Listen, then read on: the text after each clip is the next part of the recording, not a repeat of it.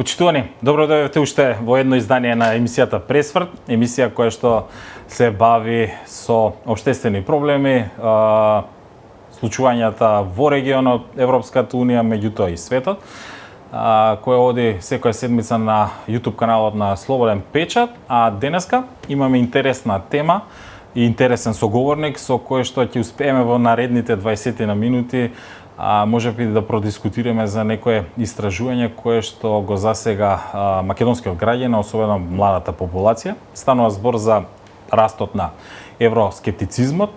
Тоа не е некоја нова појава која што не е забележана до сега, особено за земјите аспиранти, меѓутоа затоа повеќе и околу истражувањето последно на Европскиот центар за извонредност. Денеска говориме во студиото со мојот гостин Бојан Кордалов. Кордалов, добро дојде уште еднашка во Слободен печат и во емисијата Пресврт. Благодарам. Ја слушна темата, претпоставувам добро си упатен од оние податоци од вашето истражување, па еве на почетокот од нашиот разговор, каква е до каде е јазот помеѓу позитивната перцепција кон ЕУ и реалната верба на граѓаните за нашата земја и придвижување кон овој сојуз? Најдиректниот заклучок кој што го покажуваат младите луѓе и во оваа анализа, но и во други, е дека тие се за ЕУ. И нивното мислење дека алтернатива за членството во ЕУ не постои. Разликата е што ова јасно ни укажува денеска дека не веруваат дека Македонија за брзо време ќе стане земја членка на ЕУ, и тоа е еден од најголемите проблеми. Инаку, кога вие прашувате какво е мислењето е многу позитивно. Кога прашувате вие кои се придобивките, јасно ви ги исцртувате: Erasmus+, размените, учењето, можноста за студирање, можноста за работа и така, значи придобивките се огромни, тие ги препознаваат. Меѓутоа, она што го детектираат е корупцијата. Проблем кој што понатаму во разговорот секако ќе повеќе ќе обрнеме внимание. Интересен податок од истражувањето, кој морам да признам дека е опсежно и детално направено, дојдов до еден податок дека секој втор млад човек во земјава не верува дека и она што го споменавте, дека земјава има некаква европска перспектива, односно дека набрзо ќе станеме членка. Каде е проблемот? Дали е проблемот за таквата состојба дома? Апсолутно. Ќе зборуваме, како што рековте, благодарам за тоа подетално понатаму, за проблемите, но да ги напоменам. Број 1, според младите, е корупцијата. Нешто над 80% го детектираат како проблем за неможноста да станеме членка на Европската унија. Број 2, се билатералните спорови со 60% и исто толков процент, 60%, се однесува нефункционалност на институциите. Ако ова јасно не укажува колкава е потребата дома од македонска институција да се сработи и да се направи да се промени оваа перцепција, колкава е потребата од домашните институции да се стави фокус на младите луѓе и да се даде шанса, нема друго. Но во исто време, нешто што е многу важно е дека европските институции се партнери во процесот, и тоа тие го препознаваат и како млади луѓе, но и како институции, и токму затоа направивме презентации и во Брисел, во Европскиот парламент, и во Македонското собрание, меѓутоа и со младите во Македонија, за да поразговараме директно, да посочиме што се бара, што е неопходно и како би можела да почне да се враќа до вербата кон младите луѓе на овој пат. Меѓутоа, Кордалов, овдека имаме еден меч со две острици, можеме да кажеме, кога станува збор за корупцијата, а особено и во Европската унија, која што е актуелна, гледаме деновиве со оној скандал со Могерини, меѓутоа и ешалонот околу незе. Па прашањето ми е што дополнително ги обесхрабрува оваа млада генерација или нова генерација на млади во земјава, кога од една страна го гледат и она што се случува во Европската унија и коруптивните скандали и митото тамо, меѓутоа и домашните институции. Па мислам дека е многу важно да направиме дистинкција меѓу прикривање или ставање под тепих на корупцијата и активна работа на сузбивање на корупцијата. И тоа е многу важно.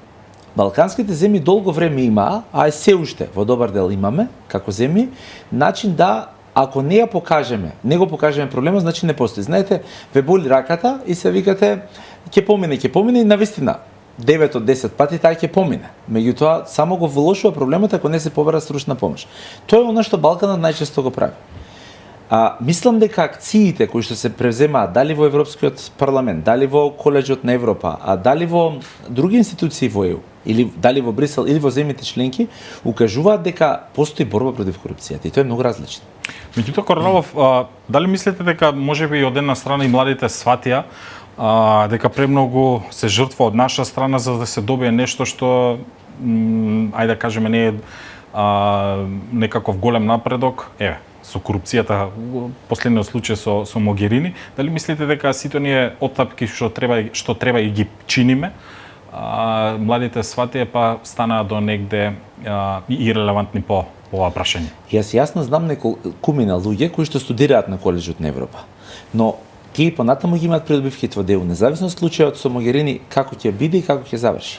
Значи Европска унија дала шанси на тие млади луѓе да се образуваат, да имаат размени, да бидат со своји врсници и така натаму.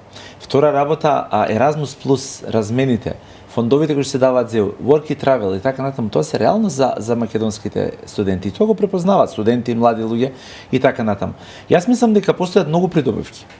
И фокусот на младите луѓе јасно се става на придобивките. Одстапките кои што треба да се прават се одлука и се одлика на политиката.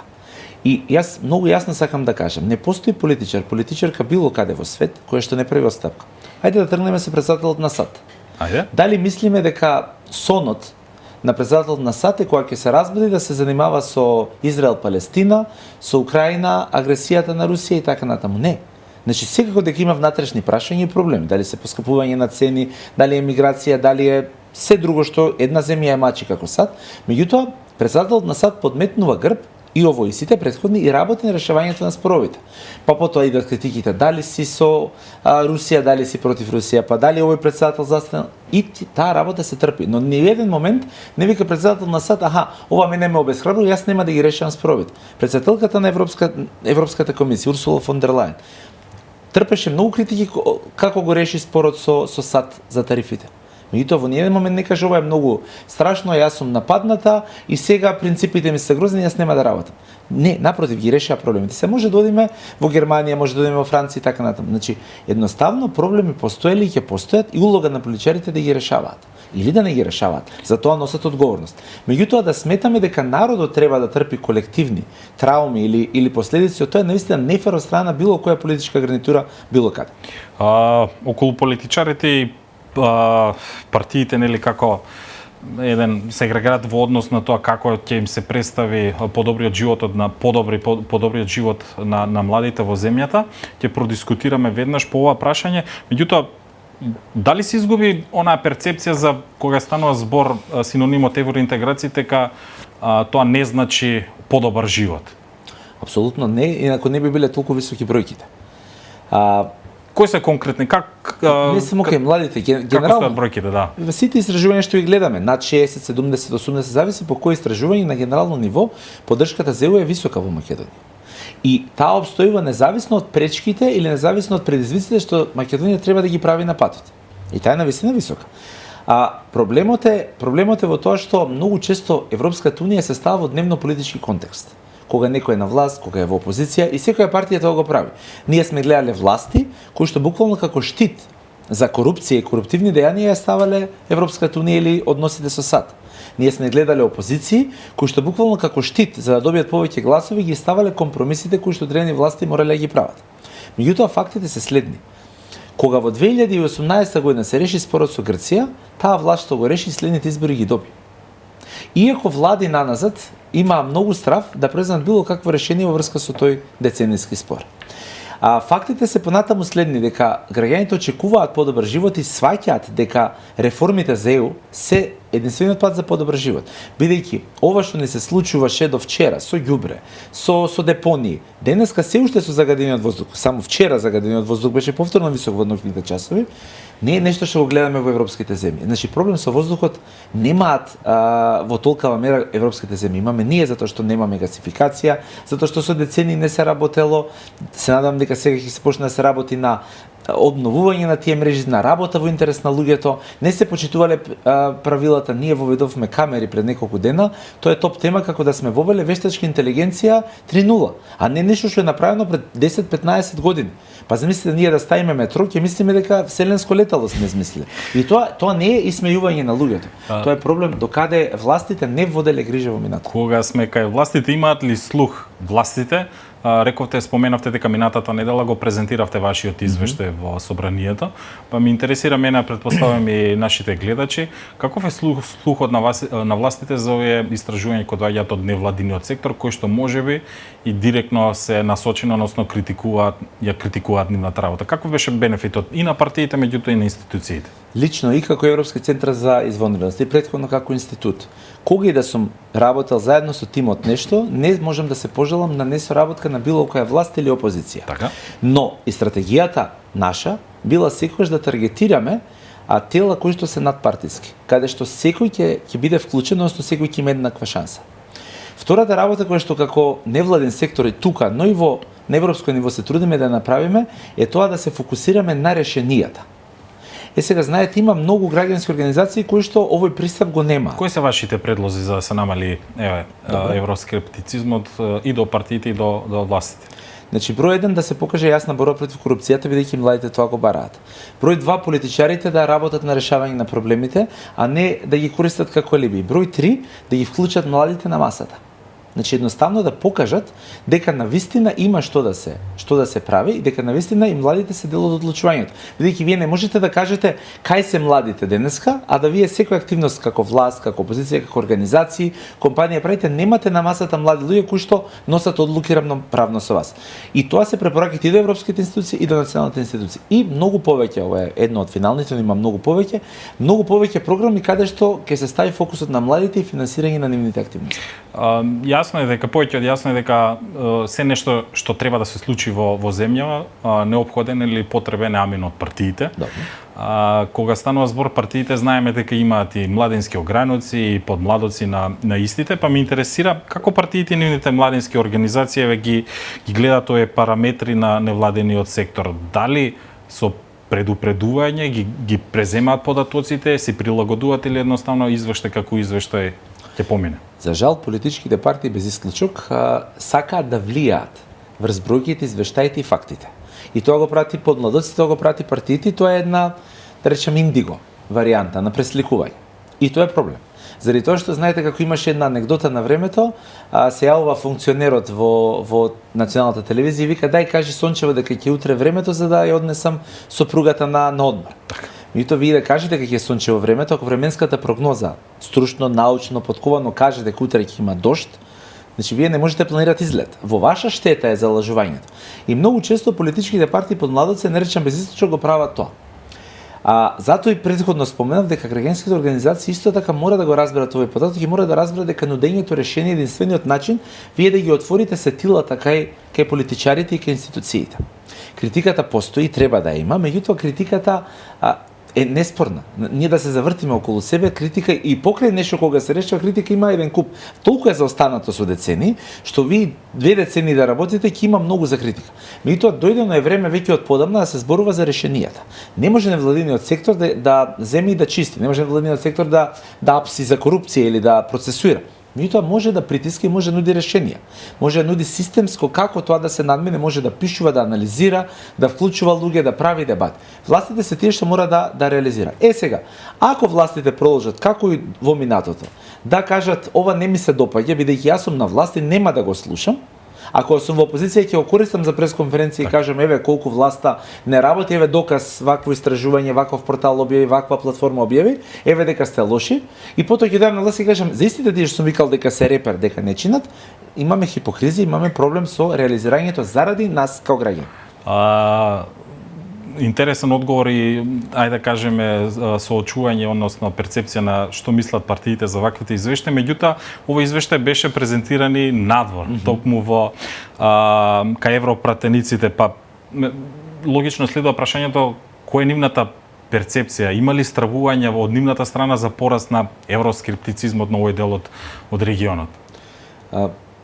Само во месец и пол, колку што работно престојува во Брисел, имаше 7 настани кои што беа на тема Европска унија и проширување.